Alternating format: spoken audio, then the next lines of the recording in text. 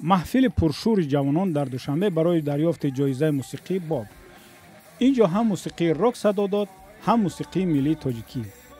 فیض ولید، آوازخوان جوان افغانستانی، یکی از 3 نفر غالبان امساله جایزه موسیقی باب بود. او 23 سال دارد و چند سال است که در شهر وحدت تاجیکستان زندگی میکند.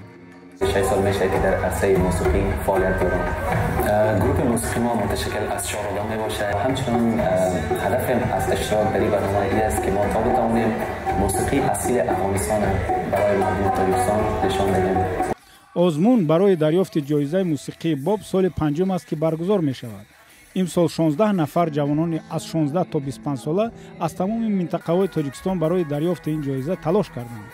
فیض ولید در بخش بهترین نمایش، شیرزاد عبدالله‌زاده در بخش بهترین آواز و گروه بلک بندز در بخش بهترین سرود برنده جایزه شدند.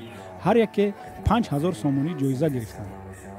این یک آزمونی تماما آزاد، یگان چارچوبی چی گویم سخت ندارد، هیچ ندارد. برای چی؟ برای اونکه آنها میتوانند با کدام زبانی که خواهند برآمد کنند، در کدام موضوعی که آنها درست میشمرند و اون موضوعی که آنها تلاش دارند میتونند اویدی همون موضوع برآمد کنند.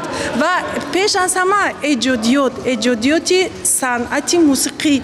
جایزه موسیقی باب از سال 2017 در تاجیکستان برگزار می شود. جایزه را به یاد باب لیورینگتون، نماینده پیشین آژانسی رشد بین المللی بریتانیا در تاجیکستان گذاشتند. با گفته تشکیل کنندگان، باب با جوانان تاجیک همکاری داشت و برای رشد استعدادها کمک می رساند. Я с гордостью могу сказать, что выпускники наших концертов. من با افتخار گفته می توانم که اشتراکچیان آزمون‌های قبلی ما توانستند در صحنه‌های روسیه برآمد کنند.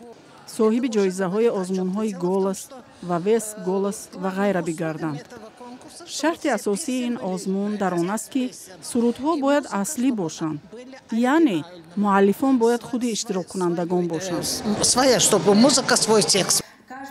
سالهای اخیر در تاجیکستان آزمون‌های گوناگون میان سرآیندگان برگزار می شود. تشکیل کنندگان جایزه باب میگویند آزمون آنها فرق کننده است و برای به صحنه کلان راه یافتن جوانان لیاقتمند کمک می‌کند.